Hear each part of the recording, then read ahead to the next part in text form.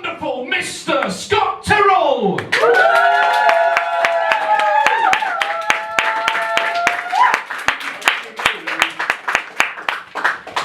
The distance the microphone fell down. I'm sure to see. Hello everybody, how's everyone doing? I've got books to sell.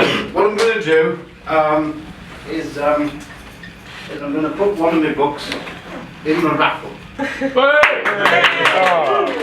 can decide in the next 20 minutes whether that was an act of altruism or extreme desperation.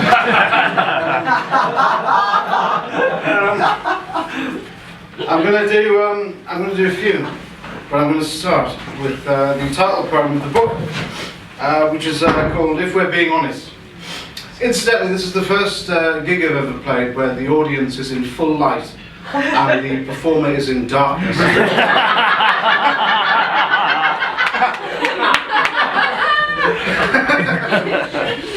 I was sitting over there going, what's wrong? What's wrong about this? And I finally figured it out. Anyway, it's called "If We're Being Honest," which is a phrase no one ever really looks forward to. If you show someone a given effort and they go, well, if we're being honest, you don't go, oh, this is going to be amazing. We should have more people in the room. If we're being honest, I'm broken in the places I didn't expect, strong in places I rarely visit, more thorough than my cavalier demeanour would have you believe, and more wounded by being ignored than insulted. If we're being honest, I eat more ice cream while spooning it into the bowl than what actually goes into the bowl. I pee in the shower. I find pooing strangely erotic. I throw my clipped toenails behind the telly. Oh, now you're getting judgy. The peeing and the pooing is fine. If we're being honest, I drink more than I used to, run less than I used to, weigh more than I used to, and masturbate at a relatively consistent level.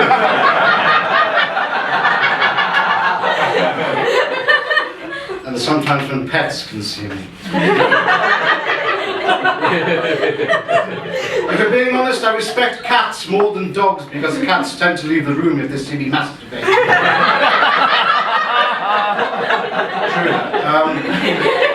Cats tend to wander in and go, I'll leave you. Whereas dogs go, what's that? Can I have some? Saying that though, the cat the other week stayed. Don't know what's going on there. Maybe I'm earning his trust.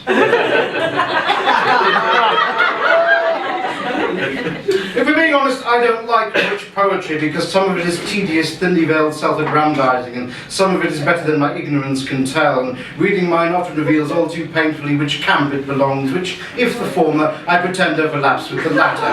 And if we're being really honest, some of it isn't actually poetry, but I'm hoping you won't be able to tell. If we're being honest, putting spoken word in a book makes as much sense as buying a printed screenplay, or listening to a tour of an art gallery on the radio.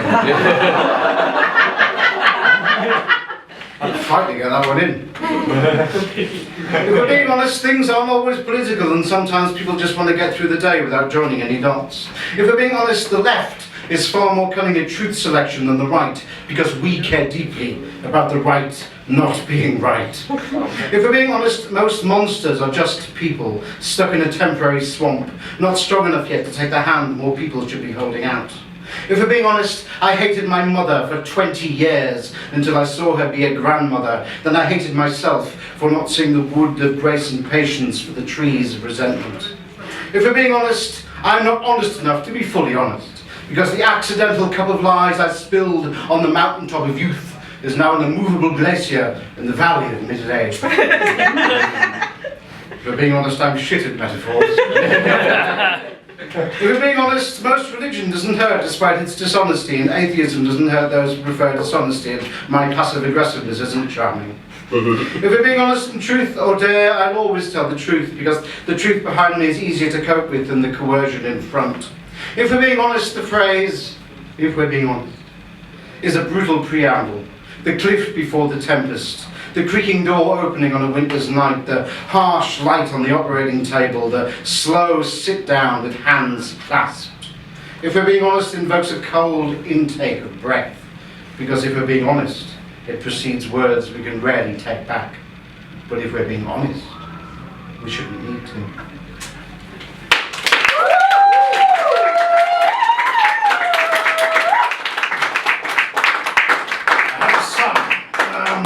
I have every parent, by the way, those of, who's Alex, where's Alex? Whinging about hitting 30. Fuck off.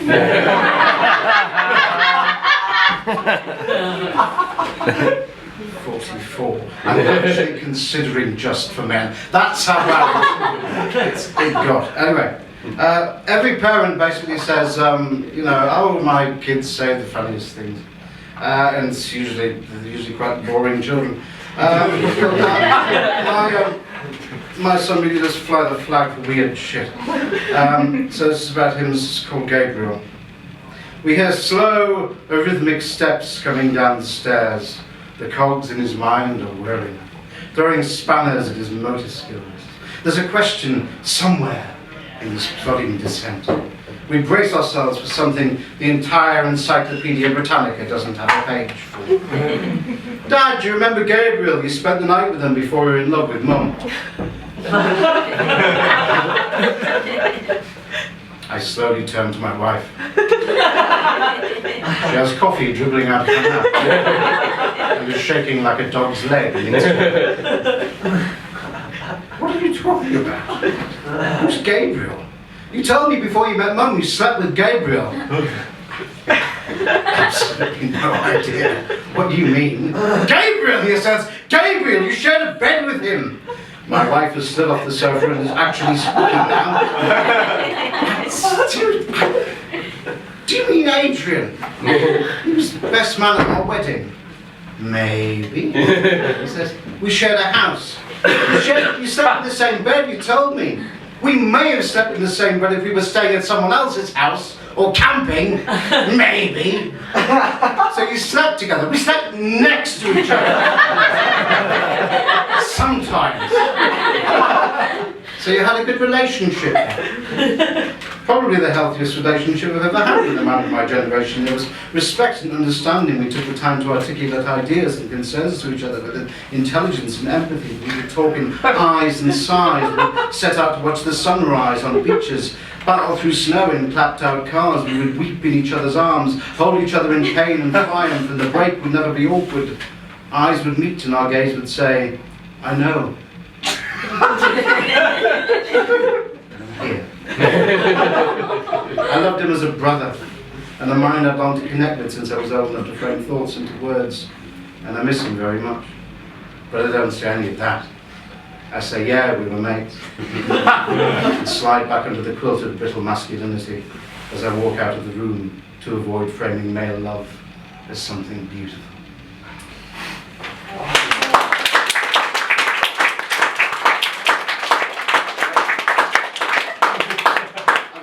Kids. One's my stepdaughter, and she's 21 now. Pushing 30, fuck off.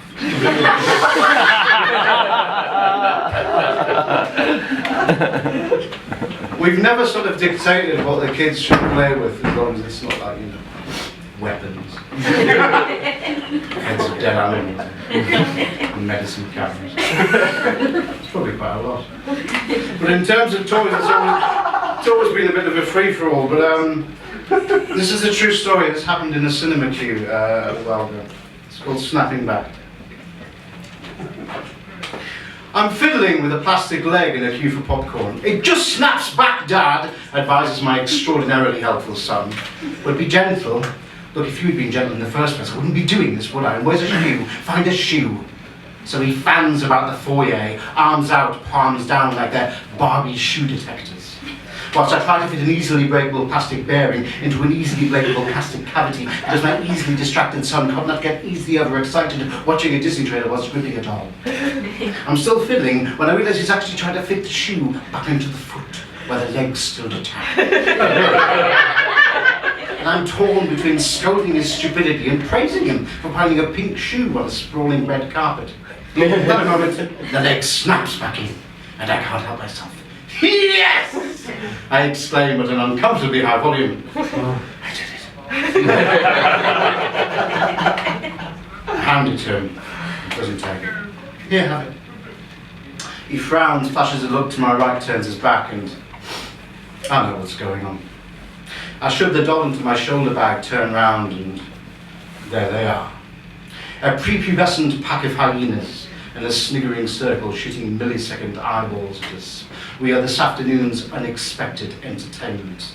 We'll be more discussed than the film they're about to see, where the freak show, the weirdos, the delicious new targets to bond over. I'm cursing my son's oddness under my tongue, scorning his orbiting of the pink and frilly, blasting him in my mind for putting me in this position, but I know none of this is helpful. As the responsibility to be his parent overrides my embarrassment, and in that moment I remember Cindy, my sister's Cindy doll. For 2 nights, when I was 6 years old, she slept on my pillow, and I adored her. She made me feel excited and contented, because girls are Neverland to me. Big eyes, tantalizing smells, magnetic smiles, soft voices, headstands, cartwheels, and secrets. And I remember when Cindy was discovered on my pillow, the disappointed eye rolling, the pursed lips, the derisory vicious tittering, the scorched, bone-deep embarrassment. I put my hand on my son's shoulder, my son who loves girls, my son who plays with girls, my son who respects girls. Look, if you're worried about them, don't be. It's their problem, it's not yours. Take the doll, play with it, be yourself, just don't break the legs off again. They should be stronger, he says. You're right, they should be stronger. Woo!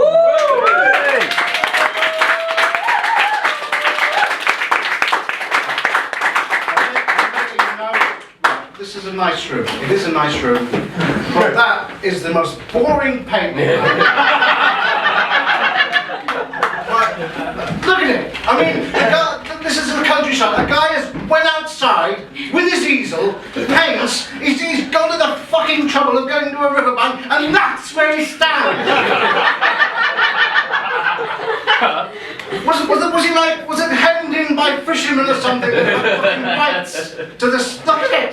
I can't believe how shit it is. There's nothing redeeming about that picture. There's nothing to cast your eye over to go, oh, I wonder if someone's behind the tree. There's nothing.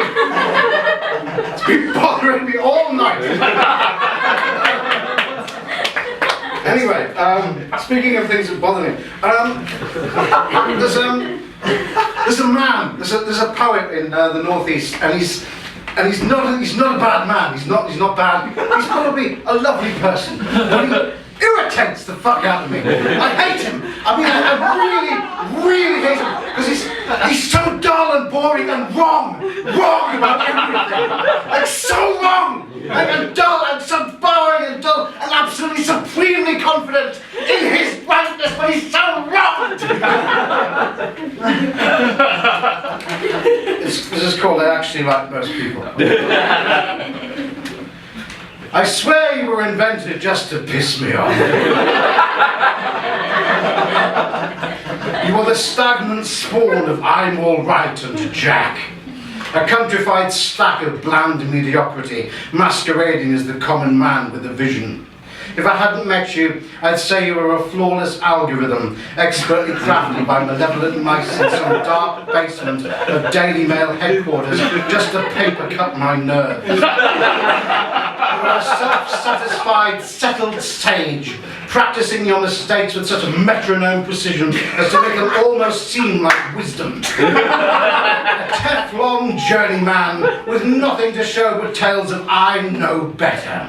You were my third fucking Prozac today. The reason I'm muttering in the bathroom, the frown my wife asks me about, the slammed fridge door, the bollocks with no dog. The fork in the road I didn't take, an assertion of who I don't want to be, a clarification of who I could be, unchecked, unchallenged, and unlistening. So thanks, at least, for that. Twat.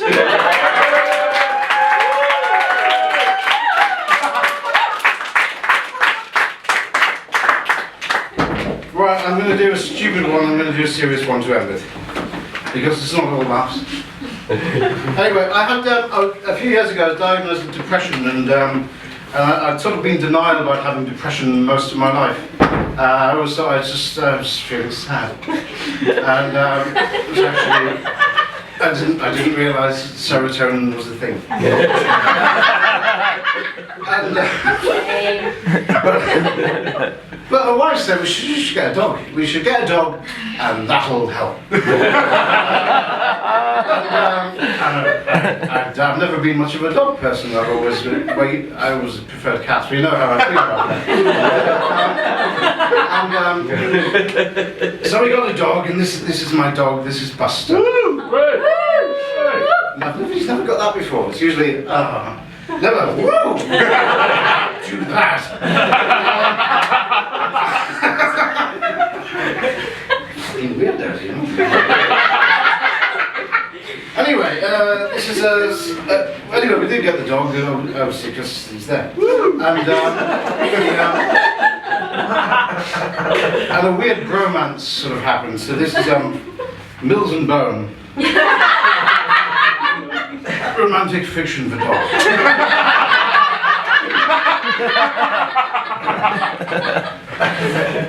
I'm going to be doing my sexy voice. I've been doing my sexy voice up and down the country, and every time I do my sexy voice, I get a laugh, and it starts to demoralise me. He was much taller.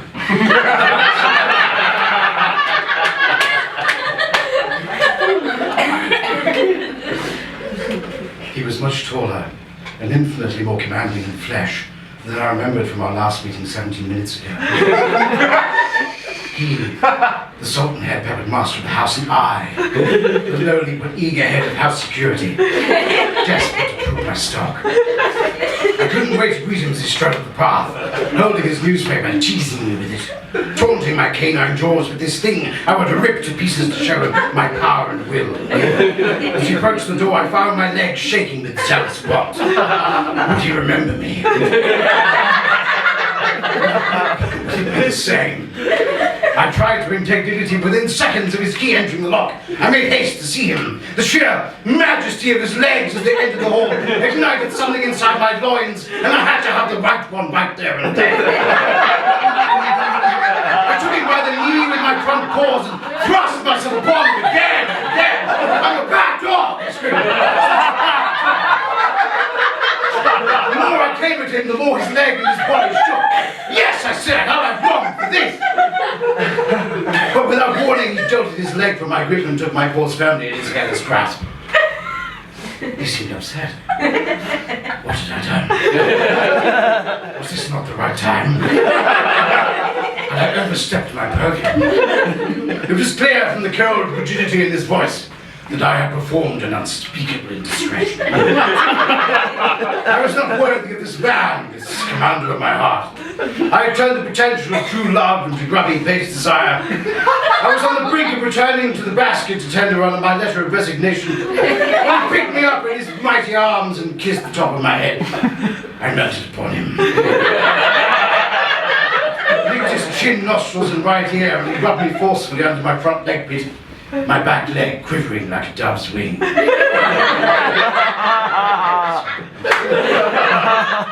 You do love me! I yelped. The evening crept upon us and we took our constitutional. He graciously let me stop to smell the stale urine and scooped at my ablutions with steadfast dignity. I would serve this man till I died. This distant, powerful, beautiful, hairless man. This lord of the leash was forever to be the owner of my heart. I fetched him one of his slippers as he retired for the night. I cheekily dined upon the other one for lunch, but this wasn't the time to tell him. I kissed him on the eyes, nose, and left ear, and slicked a few licks of his toes before retiring to my basket. I could think of nothing else but him as I gently licked my testicles. Like the moon piercing through the curtains and dancing over my fur, stirring in me an ancient primal power. I howled, just a little. He howled back my name. This went on for hours. My heart would never be the same again.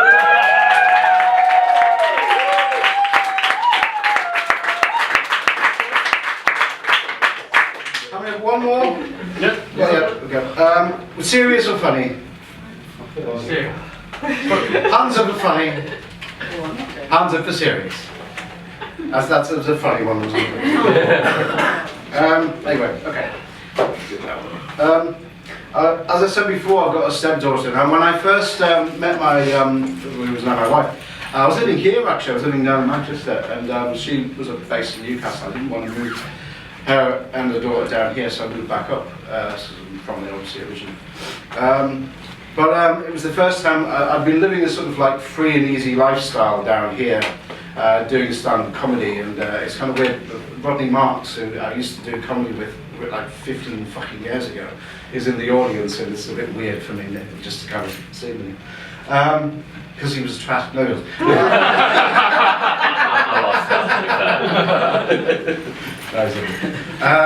but yeah, so I was living this pretty easy lifestyle, and then I basically had to be the sort of parental figure, and it was kind of like finishing your GCSEs and being told you've got to do an MA now.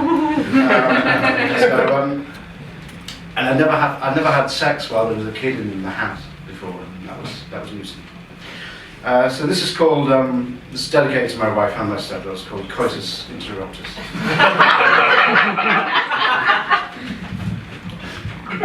It's quite erotic. Strap in.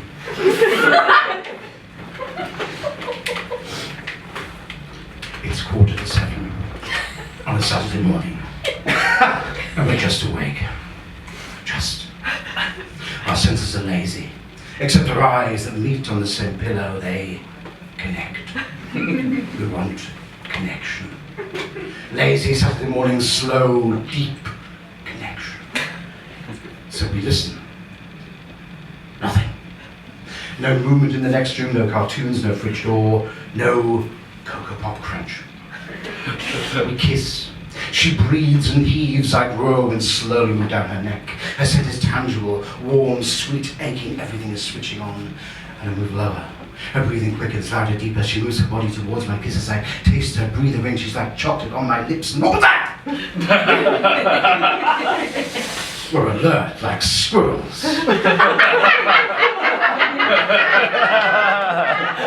Tense, rigid, ear sharp as reeds. I think it's just claws on a scratch post. We're fine. 5 seconds later, we're both naked from the waist down, and I'm lower still. Underneath the covers, it's warm, she's warm, and we don't need any further persuasion. But we listen. Still the cat. Still the cat. We plunge beneath the duvet, and I dive as in a cotton lagoon. And I'm moving on top of her, in her, with her, but I'm still listening and I'm feeling it, and it's good. She's so good, the framework creaks loud as a mouse. So I go slower. But I want her so much. Momentum finds its voice. It whispers, it groans, it creaks, the cat scratches, and I strain to hear what I don't want to, but I'm feeling it, and it's so good, and I'm a piston now, a steam train, loud and fast. And she's with me, running, speeding towards the station, and we're almost there, and what are you doing?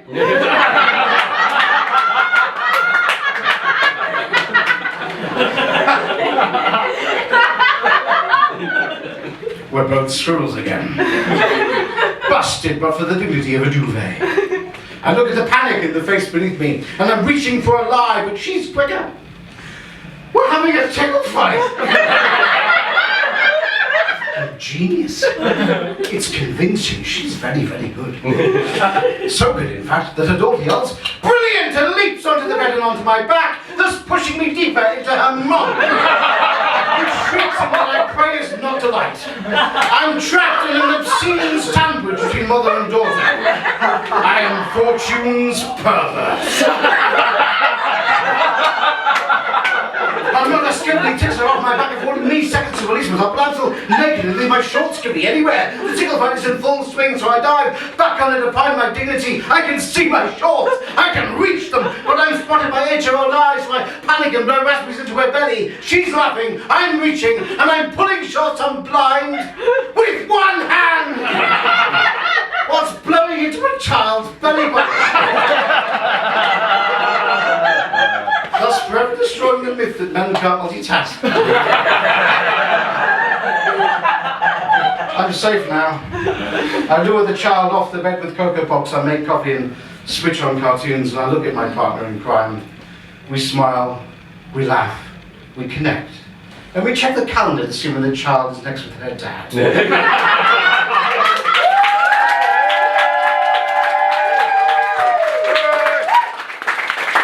If you want to go to a 10 each, come and see me.